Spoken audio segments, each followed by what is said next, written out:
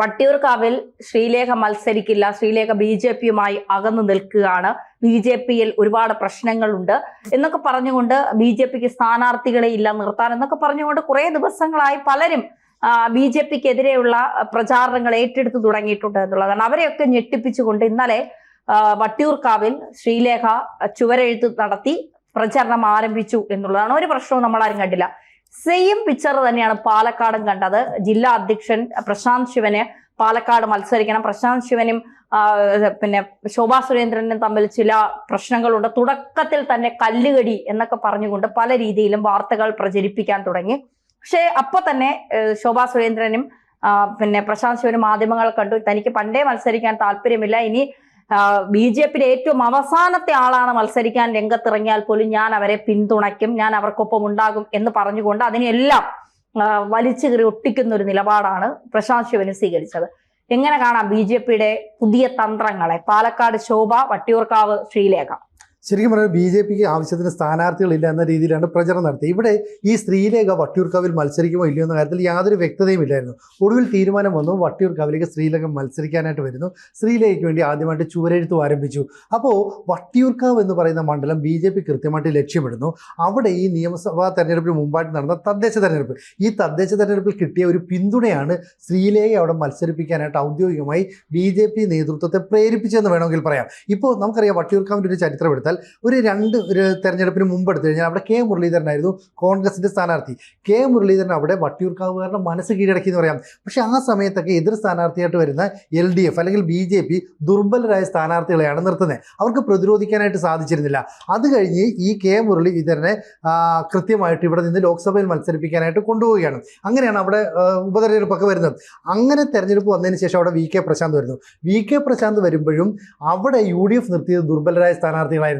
മോഹൻകുമാറിനെ നിർത്തി, മറ്റൊരു വീണ എന്ന ഒരു പെൺകുട്ടിയെ നിർത്തി. ഇത് രണ്ടും അങ്ങോട്ട് രക്ഷപ്പെട്ടില്ല. അപ്പോൾ സ്വാഭാവികമായിട്ടും ഇത്തരത്തിൽ ദുർബലരായ സ്ഥാനാർത്ഥികളെ മാറ്റി നിർത്തിക്കൊണ്ടുള്ള ഒരു പോരാട്ടത്തിന് ഇത്തവണ ഇറങ്ങും. ഇപ്പം നമുക്ക് എന്താ, വട്ടിയൂർക്കാവിൽ ശ്രീലേഖ മത്സരിക്കാൻ ഇറങ്ങിയാൽ അത് പ്രശാന്തിന് വലിയ ഭീഷണിയാണ്. VK പ്രശാന്ത് അതുകൊണ്ടാണ് ശ്രീലേഖയുമായിട്ട് നേരിട്ടൊരു ഫൈറ്റിന് ഇറങ്ങാതെ ഓഫീസൊക്കെ മാറി നിന്നോടുത്തു. അപ്പോഴും ശ്രീലേഖ മത്സരിക്കുന്ന ഉറപ്പില്ല. കാരണം മേയർ ആക്കാത്തതുകൊണ്ട് ശ്രീലേഖയ്ക്ക് BJP-യുടെ ഒരു വിരോധമുണ്ട്.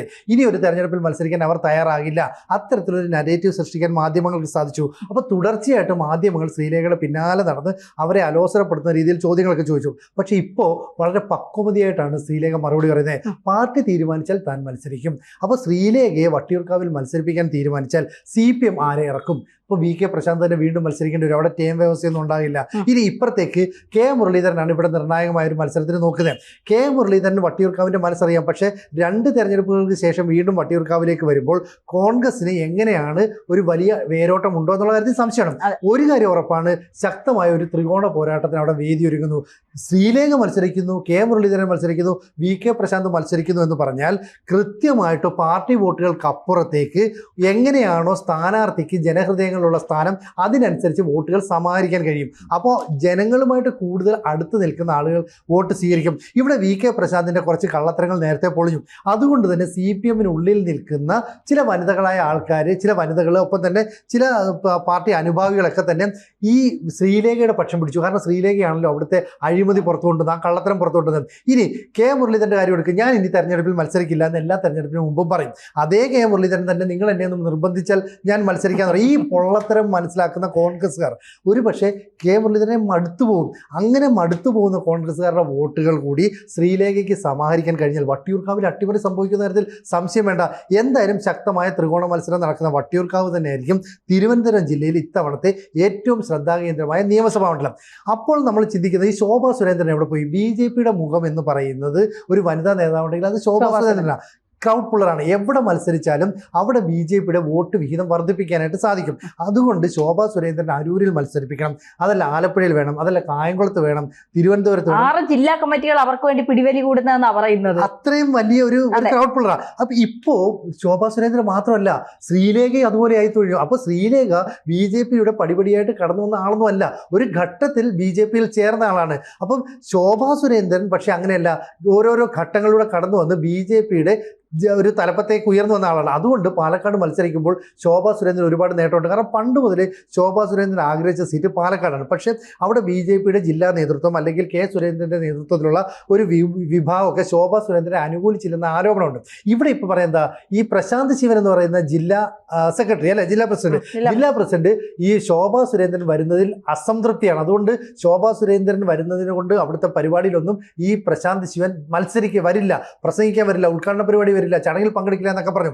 ഇതേ ശോഭാ സുരേന്ദ്രൻ അവിടെ പോയി ബാനർ എഴുതാൻ പോകുമ്പോൾ അല്ലെങ്കിൽ മതിലിൽ തൻ്റെ പേര് പതിക്കാനൊക്കെ പോകുന്ന സമയത്ത് പ്രശാന്ത് ശിവനെ കാണുന്നുണ്ട്. അവിടുത്തെ ചടങ്ങിൽ പ്രശാന്ത് ശിവനാണ് പ്രധാനമായിട്ട് പ്രഭാഷണം നടത്താൻ വരുന്നത്. അപ്പോഴേക്കും മാധ്യമങ്ങൾ, പ്രത്യേകിച്ച് ഈ വിഷ്വൽ മീഡിയയിലൊക്കെ ബ്രേക്കിംഗ് വന്നു. പ്രശാന്ത് ശിവൻ ശോഭാ സുരേന്ദ്രൻ പങ്കെടുത്ത പരിപാടിയിൽ വരാൻ താമസിച്ചു. അപ്പോൾ BJPയിലെ ഏതെങ്കിലും നേതാക്കൾക്ക് എവിടെയെങ്കിലും ഒരു മേൽക്കൈ ഉണ്ടെങ്കിൽ അതിനെ ഇകഴ്ത്തി കാണിക്കാനായിട്ട് ഒരു വിഭാഗം മാധ്യമങ്ങൾ തന്നെ ശ്രദ്ധ കേന്ദ്രീകരിക്കുന്നു. കൃത്യമായി പറഞ്ഞാൽ ഈ വിഷ്വൽ മീഡിയ അങ്ങനെ തോന്നുന്നില്ലേ പലപ്പോഴും? തീർച്ചയായിട്ടും. കാരണം ഞാൻ ഇന്നലെ കണ്ട ഒരു പോസ്റ്റിൽ ഒരു ഡയലോഗാണ് ഞാൻ ആദ്യം പറഞ്ഞത്, തുടക്കമാകും മുമ്പ് BJPയിൽ കല്ലുകടി. അപ്പൊ എന്താ ഈ സംഭവം എന്ന് അറിയാനായിട്ട് ഞാൻ ആ വാർത്ത എടുത്ത് നോക്കിയപ്പോൾ ഈ പറഞ്ഞതുപോലെ ശോഭാ സുരേന്ദ്രന്റെ പരിപാടിയിൽ പ്രശാന്ത് ശിവൻ താമസിച്ചെത്തി. പ്രശാന്ത് ശിവന് അവിടെ മത്സര രംഗത്തിറങ്ങണം. അതിന് പിന്നെ അവിടെ തന്നെ പിന്നെ പാലക്കാട് ജില്ലയിൽ തന്നെ പാർട്ടിക്കിടയിൽ വിഭാഗീയത, തമ്മിൽ തല്ല് എന്നൊക്കെ പറഞ്ഞുകൊണ്ട് വലിയ രീതിയിൽ വൈകിട്ടായപ്പോൾ ഇവർ തന്നെ ബൈറ്റ് കൊടുക്കുന്നു. ശോഭാ സുരേന്ദ്രൻ പറയുന്നത് പ്രശാന്ത് ശിവൻ കണ്ണൻ എന്നാണ് ആ പുള്ളിയെ വിളിക്കുന്നത്. കണ്ണൻ എവിടെ നിന്നാലും, ഞാൻ ചെറുപ്പം മുതലേ കണ്ട ആളാണ് കണ്ണൻ എവിടെ നിന്നാലും ഞാൻ കണ്ണന് വേണ്ടി പൂർണ്ണ പിന്തുണ പറയുന്നു, അർപ്പിക്കുന്നു എന്നൊക്കെ പറഞ്ഞുകൊണ്ട് അവർ രംഗത്തിറങ്ങുന്നു. തൊട്ട് ബാക്കിൽ പ്രശാന്ത് ശിവൻ നിൽക്കുന്നു, പ്രശാന്ത് ശിവൻ പറയുന്നു. ഇതൊക്കെ മാധ്യമങ്ങൾ ഉണ്ടാക്കുന്നതാണ്, അവർക്ക് ചില അജണ്ടകളുണ്ട്. അത് വളരെ ശരിയാണ്. ഞാൻ ഈ നാട്ടിൽ പോയ സമയത്ത് നമ്മൾ ഈ ഞങ്ങളുടെ അവിടെ എന്ന് പറയുന്നത് കുറച്ച് BJPയുടെ പ്രാമുഖ്യമെങ്കിലും CPMകാർക്ക് കുറച്ചുകൂടി ഈ ആളുകളെ കയ്യിലെടുക്കാൻ ഭയങ്കര അവര് ഈ അതായത് 10ാം ക്ലാസ് ജയിച്ച പിള്ളേരുടെയൊക്കെ വീട്ടിൽ കൊണ്ടുപോയി അവരെ പൊന്നാട എണീക്കുക, +2 പഠിച്ച് അങ്ങനെയൊക്കെ ഒരു വല്ലാത്ത, അപ്പൊ പിള്ളേർ യുവതലമുറയുമായിട്ട് കൂടുതൽ അടുക്കുക എന്നൊക്കെ ഉള്ളതാണ് അവരിത്. അപ്പൊ അങ്ങനെ ഒരു ചേട്ടായി നമ്മുടെ വീട്ടിൽ വന്നപ്പോൾ ഞാനിങ്ങനെ പറഞ്ഞു, ഇത്തവണ രാജീവ് ചന്ദ്രശേഖർ നിൽക്കുന്നതുകൊണ്ട് നിങ്ങൾക്ക് കുറച്ച് ബുദ്ധിമുട്ടായിരിക്കുമല്ലോ ഇത്തവണ എന്ന് പറഞ്ഞു.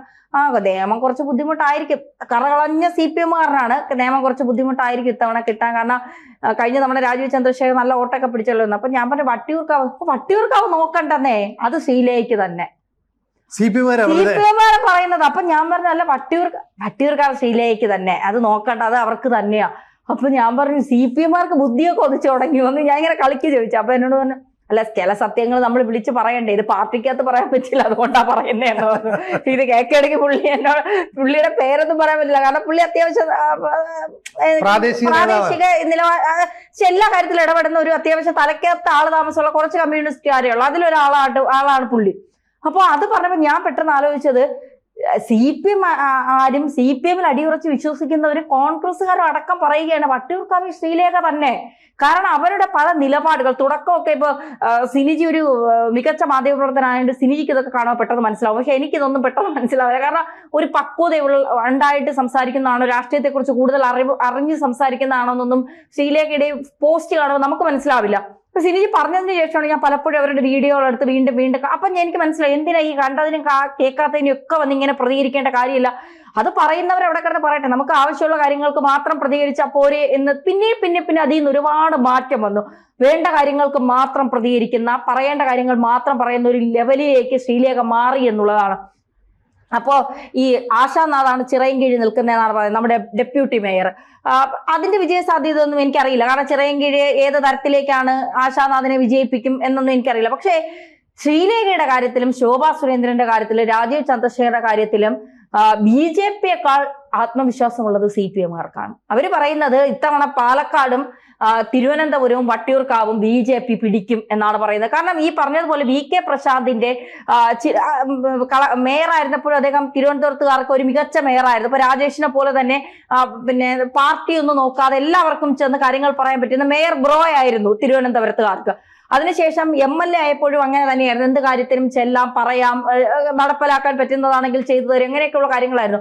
നമ്മൾ വിചാരിക്കുന്ന എന്തായാലും നമ്മളോടൊപ്പം ഇങ്ങനെ ചേർന്ന് നിൽക്കുമ്പോൾ, നമ്മളെ ചേർത്ത് പിടിക്കുമ്പോൾ നമ്മൾ വിചാരിക്കുന്നത് ഇവരൊക്കെ കറ കളഞ്ഞ രാഷ്ട്രീയ നേതാക്കളാണ്, ഇവർ അഴിമതിയില്ല, ഇവർ കള്ളത്തരം കാണിക്കില്ല, അങ്ങനെയാണ് ഇങ്ങനെയാണെന്നൊക്കെയാണ്. പക്ഷേ ശ്രീലേഖ വന്നപ്പോഴാണ് മനസ്സിലായത് പിന്നെ നമ്മുടെ VK പ്രശാന്ത് 850 രൂപ കൊടുത്ത് തിരുവനന്തപുരം നഗരത്തിൽ ഒരു ചെറിയ മുറിക്ക് തന്നെ 5000 10,000 ഒരു സ്ക്വയർ ഫീറ്റിനൊക്കെ അത്രയും വാങ്ങുന്ന സ്ഥലങ്ങളിൽ 850 രൂപയ്ക്ക് വർഷങ്ങളായി ഇദ്ദേഹം താമസിക്കുന്നു. അതായത് ഒരു മാസം 25,000 അകത്ത് രൂപ പറ്റിക്കുന്നു എന്നൊക്കെ പറയുമ്പോൾ, കോർപ്പറേഷനെ പറ്റിക്കുന്നു എന്നൊക്കെ പറയുമ്പോൾ അത് വല്ലാത്തൊരു ചതിയാണ്. ഇത് ജനങ്ങളുടെ പണമാണ് ഈ എടുത്ത് ഇവരുടെ സ്വന്തം പൈസ പോലെ ചെലവാക്കുന്നത്, അല്ലെങ്കിൽ അത്തരം ആനുകൂല്യങ്ങൾ ഇവർ നേടുന്നത് ജനങ്ങൾ ജയിപ്പിച്ചത് കൊണ്ടല്ലേ. അപ്പൊ ഇതൊക്കെ അറിഞ്ഞത് BJP തിരുവനന്തപുരം കോർപ്പറേഷൻ പിടിച്ചെടുത്തപ്പോഴും കൗൺസിലറായി ശ്രീലേഖ വന്നപ്പോഴും ഒക്കെയാണ്. അപ്പോഴും ശ്രീലേഖ വലിയ രീതിയിൽ VK പ്രശാന്ത് ശ്രീലേഖയെ തള്ളിപ്പറയാനും പിന്നെ വിമർശിക്കാനൊക്കെ ശ്രമിച്ചപ്പോൾ ചേർത്ത് പിടിച്ചുകൊണ്ട് എന്റെ മകന്റെ കല്യാണത്തിന് വന്ന് എന്റെ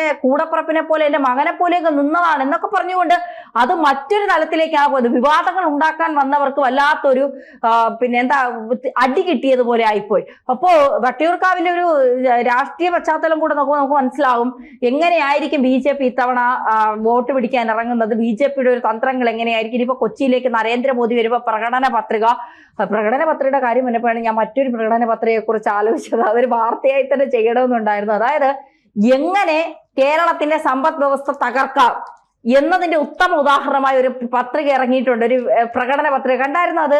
KSRTCയിലെ സ്ത്രീകൾക്ക് സൗജന്യ യാത്ര. ഇത് ഒന്നാമത് ഈ എന്തൊക്കെ പറഞ്ഞാൽ ഗണേഷ് കുമാർ വന്നതിന് ശേഷമാണ് ആ KSRTC ഒന്ന് രക്ഷപ്പെട്ട് തുടങ്ങിയത്. ഇപ്പൊ ഒരു 3-4 മാസം അത് അദ്ദേഹം തന്നെ പറയുന്നുണ്ട്, എല്ലാവരുടെയും സഹകരണത്തോടെ അതൊന്ന് പച്ച പിടിച്ച് വരുമ്പോ കോളേജ് കുട്ടികൾക്കെല്ലാം 1000 രൂപ എവിടെ നിന്ന് ഈ പണം എടുത്ത് കൊടുക്കുമെന്നുള്ളതാണ്. പിന്നെ KSRTCയിൽ ബസ് സ്ത്രീകൾക്ക് സൗജന്യം, കാറുള്ള സ്ത്രീകൾ വരെ ഇവിടുന്ന് ബാംഗ്ലൂർ വരെ പോണെങ്കിൽ 2000 രൂപയാവും. എന്തിന്? എറണാകുളം വരെ, തിരുവനന്തപുരത്ത് നിന്ന് എറണാകുളം വരെ സൂപ്പർ ഫാസ്റ്റിൽ പോണെങ്കിൽ 264 രൂപ. ഫ്രീ അല്ലേ, എപ്പോ വേണമെങ്കിലും വീട്ടിൽ പോകാൻ പറയാം. ഇങ്ങനെയൊക്കെ ഒരു പ്രകടന പത്രിക ആദ്യമായിട്ടാണ് കാണുന്നത്. അപ്പൊ എന്തായാലും വട്ടിയൂർക്കാവിലെ കാര്യത്തിലും തിരുവനന്തപുരം BJP വല്ലാത്തൊരു നീക്കം തന്നെയാണ് നടത്തുന്നത്. അതായത് വട്ടിയൂർക്കാവ് മാത്രമല്ല, നമ്മൾ പാലക്കാടും കൂടെ പറഞ്ഞു ശോഭാ സുരേന്ദ്രന്റെ മുന്നേറ്റം അല്ലെ. ഇപ്പൊ 2 നേതാക്കളും നടത്തുന്ന മുന്നേറ്റത്തെ ഇരു പാർട്ടികളും അല്ലെങ്കിൽ ഇരു കക്ഷികളും LDF ആയാലും UDF ആയാലും ഭയക്കുന്നു എന്ന് തന്നെ വേണം മനസ്സിലാക്കാൻ.